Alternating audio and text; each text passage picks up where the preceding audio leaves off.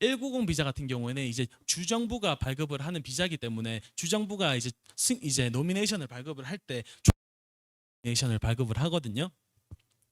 그 조건이 뭐냐면은 이제 지명을 한 그 특정한 주에 최소한 2년은 거주를 해야 된다는 조건이거든요. 근데 이 조건 같은 경우에는 이제 이민법으로 부여하고 있는 조건이 아니라 이제 이민성에서 비자를 취소할 수 있게 이민법에 기재된 조건이 아니라 주정부와 개인적으로 맺은 계약이거든요. 그래서 주정부가 노미네이션을 취소를 하고 거기에 이제 비자에 대해서 영향은 그 계약을 존재하긴 하지만은 실질적으로 2년 동안 지명한 주에 거주하지 않았다라고 해서 사례는 아직까지 단 한 번도 없습니다. 그리고 연방 이민법 같은 경우에는 이제 주정부가 이제 그 주정부와의 계약 조건을 이행하는 것과 비자에 대해서 명확하게 선을 긋고 있거든요. 그래서 최근 이민성에서 적인 자료를 보면은 이제 그 190 비자에서 거주를 해야 된다는 조건은 이제 그 주정부와 맺은 계약이기 때문에 이민성에서는 그와 관련된 게 없다라고 보고 있습니다.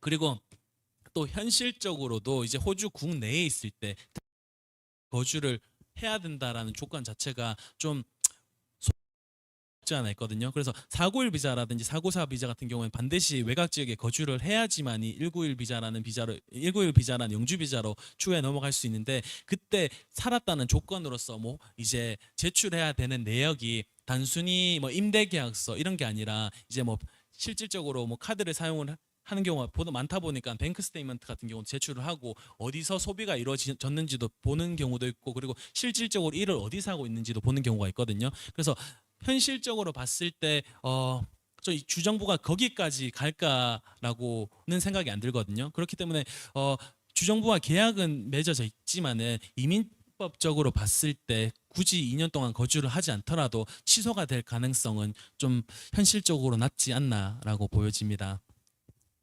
네, 두 번째 질문 같은 경우에는 그 부모 초청 비자. 그래서 호주에서 영주권을 발급받고 나서 부모님을 초청을 하고 싶은데 그때에 대해서 이제 그 부모에 대한 질문이었는데요. 일단 그 부모 초청 비자 같은 경우에는 제일 먼저 해야 될 질문이 그 부모님 같은 경우 이제 부모님을 영구적으로 호주를 모시고 싶은지 아니면은 870 비자라고 해서 5년 동안 발급되는 비자가 있거든요. 그래서 그 비자를 두 번을 신청을 하게 되면은 10년을 거주를 할 수가 있게 되는데 비용 차에서도 굉장히 많이 나거든요. 그래서 영구적으로 모시고 올지 아니면 5년 비자를 두 번을 신청을 할지를 일단 먼저 라고 그리고 부모님을 영구적으로 모시고 오겠다라고 판단이 들면은 밸런스 오브 패밀리 테스트라고 있는데 이게 뭐냐면은 그 자식들이 있는데 그 자식들이 50% 이상이 호주의 영주권자로 있느냐 여부를 판단하는 거거든요.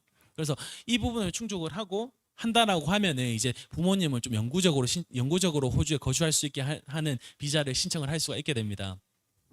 그리고 아까 말씀드린 870 비자 같은 경우에는 이제 자식이 호주에서 영주권자로 거주를 하면서 일정 소득 수준 이상을 이제 개인 소득세로 개인 소득을 신고를 해야지만이 자격이 주어지거든요. 그래서 제가 이해하기로는 그 기준이 한 대략 8만 5천 불 정도였으니까는 1년에 소득이 이제 8만 5천 불 이상이 돼야지 부모님을 스폰서를 해서 870 비자로서 5년간 거주를 할 수 있게 되는 거고 영구적으로 온다라고 하면은 그 소득 수준 같은 경우는 그렇게 중요한 요소가 되지 않습니다. 그래서 그 자식의 반 이상이 시민권자라고 있다라고 여겨지시면은 또 거기서 중요한 게 부모님의 연세가 어떻게 되느냐 여부거든요. 그래서 현재 리타이어먼트 이제 펜션을 받을 수 있고 아니면 펜션을 이제 호주에서 내가 계속해서 0.5 가고 있거든요. 그래서 현 시점으로 67.5세가 이제 그 기준이거든요. 그래서 부모님의 연세가 그래서 아버님 혹은 어머님의 연세가 67.5세 그래서 이제 만 나이기 때문에 좀 익숙하신 분들도 많이 계실 텐데 그 나이보다 많으시다라고 하면 이제 또 신청할 수 있는 비자가 있고 또 적으시다라고 하면 신청할 수 있는 비자가 있거든요. 근데 이 차이가 중요한 게 뭐냐면은 부모님이 67.5세 그래서 호주 내에서 비자를 신청을 할 수가 있고 브리징 비자가 발급이 되는 거거든요. 그래서 일반적인 수순으로 부모님 초청 비자를 신청을 한다라고 하면은 짧게는 6, 7년, 길면은 한 30년, 40년까지 걸리기 때문에 신청자들이 이제 부모님들 같은 경우는 이제 6, 7년이 걸리기 때문에 호주에 관광 비자로 입국을 하셔가지고 신청을 하시는 게 대부분이거든요. 근데 그런 수순을 밟기 위해서는 부모님이 이제 부모님 중에 한 분이 67.5세 이상이어야지만 가능해집니다. 또 나눠지는 게 이제 컨트리뷰트라고 해서 이제 할 건지 여부거든요. 그래서 부모님 두 분을 모시고 오신다라고 하면은 이제 그 컨트리뷰터리 이제 페런트 비자를 신청을 할 수가 있는데 기간 같은 경우에는 이제 6, 7년이 걸리는 거고 이 기여를 하지 않는다라고 하면은 아마도 좀 그 부모님들이 살아 생전에 비자가 발급되지 않을 가능성도 굉장히 높거든요. 왜냐하면 2, 30년이 걸리기 때문에. 그래서 그 기여라는 기준이 이제 대략 한 분당 그래서 1억이라는 돈을 가지고 기여를 한다라고 하면은 이제 6, 7년 뒤에 부모 초청 비자가 발급이 되어서 영주권자로서 부모님도 이제 거주를 할 수가 있게 됩니다. 다만 그 라든지 이런 정부에서 혜택을 받는 기간 같은 경우에는 부모님 같은 경우는 영주권을 취득하고 나서 일반적으로 한 5년 정도는 기다려야지 그런 자격들이 주어지거든요. 그래서 신청을 할 때에도 좀 그런 부분을 인지를 하고 신청을 하면 될 것 같습니다. 네. 세 번째 비자 같은 경우에 세 번째 질문 같은 경우에는 한국에서 이제 배우자와 함께 이민을 고려하고 있는데 그 호주 이민이라는 관점에서 봤을 때 이제 어떤 시기에 혼인 신고를 하는 게 으로 해석을 하거든요. 그래서 호주에서는 특히 이민법으로 봤을 때는 이제 법적인 상태와는 무관하게 실질적인 관계가 굉장히 더 중요하다라고 보여지거든요. 그래서 여기서 이제 사용하는 단어가 디팩토라는 단어를 많이 사용을 하는데 디팩토 사실상 혼인 관계라고 하면은 법적으로 혼인 신고가 되어 있지 않는다고 하더라도 이제 보기 때문에 그래서 혼인 신고라는 행위 자체가 그 배우자와 함께 이민을 하는 데 있어가지고 뭐 그렇게 중요한 요소로 보여지지는 않는다라고 보여집니다. 다만 혼인 신고가 돼 있다라고 하면은 이제 배우자로서 소명을 해야 되는 자료의 이제 증거의 수준 같은 경우가 훨씬 더 낮아지긴 하겠지만은 뭐 그 외적으로는 뭐 이제 이제 호주 이민의 이득을 위해서 혼인 신고를 미룬다라거나 이런 이유는 딱히 없지 않나라고 보여집니다. 그리고 네 번째 질문으로는요. 65점으로 영주권을 받을 현실적인 가능성이 있는지 여부에 대해서 말씀해 주셨는데 일단 독립기술 이민 같은 경우는 크게 세 가지가 있다고 제가 아까 말씀을 드렸잖아요. 그래서 189 같은 경우에도 그렇고 이민성에서 이제 독단적으로 그 초청장을 발급을 하고 비자 접수를 받긴 하지만은 직종별로 점수가 많이 나눠지거든요. 그래서 전통 이제 회계사 같은 경우에는 뭐 점수가 굉장히 높았어요. 100점이 있어도 발급이 안 되는 경우가 있었는데 간호사 같은 경우에는 수요가 훨씬 더 크다고 느껴지기 때문에 65점이라는 점수가 있는다라고 하면은 그 189 비자 같은 경우 반드시 신청을 하고 190 아니면 직장이라는 이제 직장이 뭐 외곽 지역에 있을 가능성이 높다라고 하면은 추가적인 15점이 주어지기 때문에 491 비자도 좀 고려를 해볼 수 있지 않을까라고 보여집니다. 그래서 189 비자로서 65점이 있다라고 하면 190으로서는 70점이란 거고 491 비자를 신청을 하는 데 있어가지고 80점이란 말이거든요. 그래서 간호사로서 190을 신청할 때 70점이다라고 하면 굉장히 좀 그 경쟁력 있는 어플리케이션이라고 저는 보여지고 65점만 있다라고 하더라도 간호사라는 게 워낙 좀 좋은 이민적으로 봤을 때 좋은 직종이다 보니까는 좀 반드시 신청을 한번 해볼 것을 권유를 좀 드립니다. 그리고 190 특히 주정부 영향이 매우 크고 호주 어떤 간호사 같은 경우는 노미네이션을 발급하는 추세거든요. 그렇기 때문에 뭐 기본 한다고 하더라도 좀 신청을 해보는 게 좋지 않을까라고 보여집니다. 그리고 워킹 홀리데이 비자 같은 취업이 허가되는 비자가 아닌 취업 경우에 이민 방법을 이제 물어보셨는데요. 일단 첫 번째로 호주 밖에서 독립기술 이민을 신청하는 게 가장 좀 좋은 방법이 아닐까라고 보여지거든요. 왜냐하면은 그 호주에서 취업을 할 수 있는 비자를 라고 하면은 들어올 수 있는 경로가 아니면 뭐 관광 비자라든지 아니면은 뭐 학생 비자라든지 이렇게 제한이 되는데 뭐 그렇게 되면은 좀 추후에 영주권을 신청을 하는 데 있어서도 딜레이가 되기 때문에 만약에 자격 조건을 충족한다라고 하면은 호주 밖에서 이제 190 비자 아니면 491 비자를 신청을 하고 나서 일단 들어오는 게 가장 좀 제일 좋은 수순이 아닐까라고 판단이 되고 그리고 또 그런 경우가 아니라 관광 비자로 들어와 가지고 이제 호주에서 취업 활동을 벌였을 때 좀 현실적으로 일을 하지 않고 어떤 회사에서 스폰을 해준다는 거에 대해서도 좀 뭐 현실적으로 어렵지 않을까라고 보여지거든요. 왜냐하면 스폰서를 하기 위해서는 고용주가 지출을 해야 되는 비용이 대략적으로 최소 한 1,000만 원 정도는 드는데 약간 일을 해보지 않은 불확실한 이제 이제 신청자 같은 경우는 그런 비용을 지불을 하면서 좀 할 수 있는 병원이 좀 많이 없지 않을까라고 보여지기 때문에 좀 현실적으로 이런 취업이 가능한 비자가 아닐 경우에는 돈 밖에서 신청을 하고 들어오는 게 좋고, 아닌다라고 하면은 외국에서 신청을 하고 아니면 이런 뭐 일을 할 수 있는 비자를 받아서 들어오시는 게 좀 가장 좋지 않을까라고 보여집니다. 그리고 다음 질문으로는 서류를 공증할 필요가 서류를 공증할 필요가 있느냐 여부인데요. 일단 공증이라고 하면은 호주에서는 그 나티라는 이제 번역사들의 협회에서 인증을 받은 번역가들이 이제 공증을 하는 게 일반적인 수순이거든요. 그래서 호주 비자를 신청을 할 때는 이민성에서는 일반적인 상황에서는 공증을 요구하지 않거든요. 그래서 한글로 된 서류 같은 경우는 이제 본인이 그 영어로 해석을 해서 원본과 같이 제출을 하게 되면은 이제 이제 그 서류로서 자격 조건을 충족을 하기 때문에 그렇게 신청을 하는 경우가 많은데, 이제 엠맥이라든지 아니면 기술 심사를 하는 단계라든지 아니면 그 레지스트레이션을 변환하는 과정에서는 공증 서류를 내야 될 가능성이 굉장히 많이 있거든요. 그럴 경우에는 이제 나티 번역가들을 통해서 이제 제출을 하는 방법도 있고, 아니면은 뭐 로타리에서 이제 뭐 그 인증을 받은 사람들이 이제 공증을 할 수 있는 업체를 통해서 이제 신청을 하는 경우도 있습니다.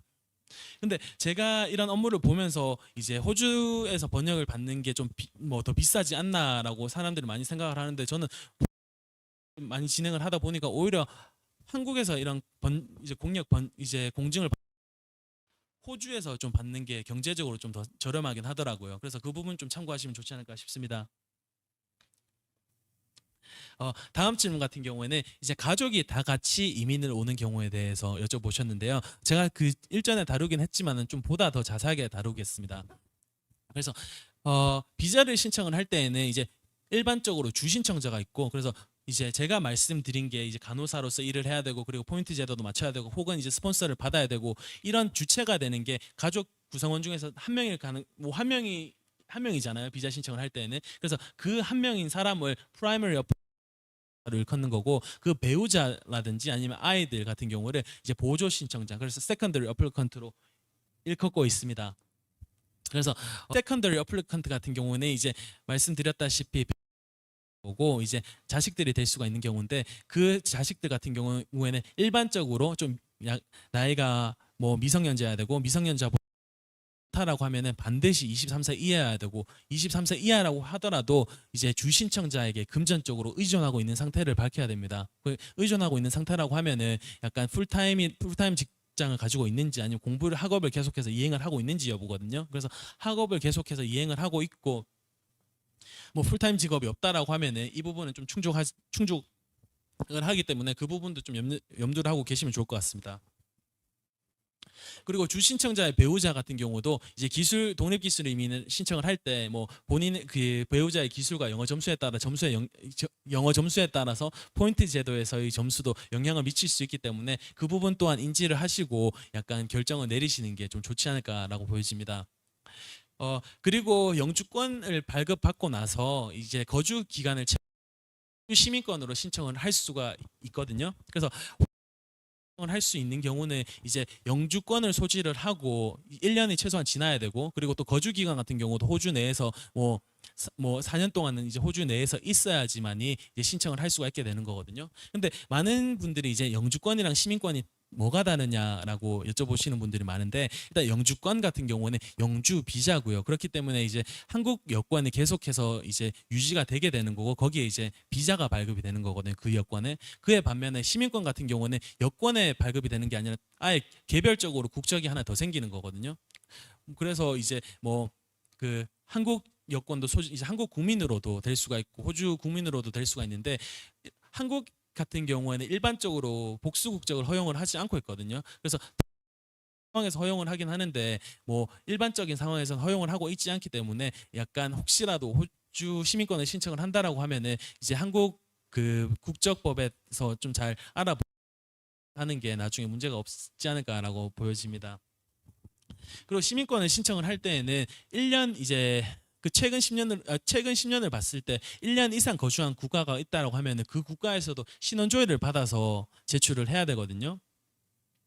네, 그래서 그 부분도 좀 염두를 하고 계시면 좋을 것 같고, 그리고 영주권과 시민권 같은 경우에는 또 다른 점뭐 약간 이제 호주 시민이 된다라고 하면 호주 시민이기 때문에 투표 다른 점들이 지금 굉장히 많이 있거든요. 그래서 그 부분에 대해서는 제가 좀 이제 유튜브 이제 영상을 촬영을 해서 유튜브에 올릴 예정이니까는 좀 한번 뭐 시간이 되시면 봐주시면 감사하겠습니다.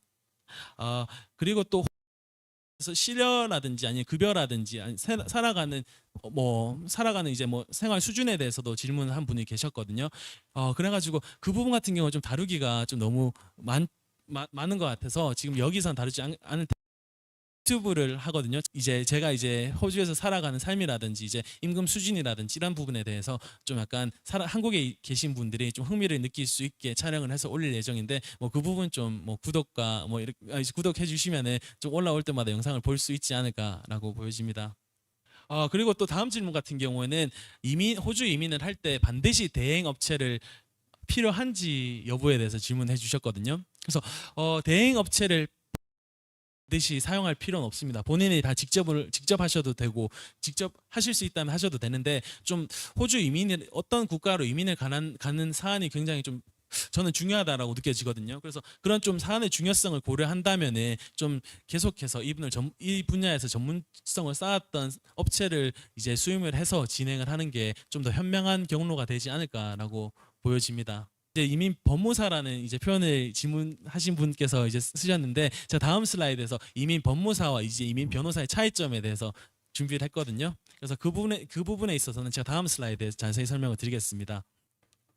그래서 대행 업체를 이제 그 수임을 하게 되면은 일반적이 아니라 법적으로 이민 법무사 혹은 이민 변호사가 반드시 상주를 해야 되거든요. 그래서 그런 법무사라든지 변호사와의 조언의 범위가 궁금하다라고 말씀을 해주셨는데, 일단 조언의 범위 같은 경우는 수임의 범위에 따라서, 그래서 수임 계약서가 작성이 되게 될 텐데 이제 뭐 변호사라든지 아니 법무사와 그 클라이언트 간의 그 수임 계약서가 작성이 되게 될 텐데 거기에 기재된 범위에 따라 가지고 좀 달라질 수 있거든요. 근데 일반적으로 이제 저희가 독립기술 이민을 이제 수임을 한다라고 하면은 이제 뭐 그 expression of interest, 그래서 EOI를 제출하는 단계에서부터 스테이 노미네이션을 신청을 하고 비자 신청까지 하고 비자가 발급이 되는 전체적인 수임을 뭐 저희 사무실에서 하고 있습니다. 그리고 또 고용주 스폰서 같은 경우에는 단계적으로 스폰서십만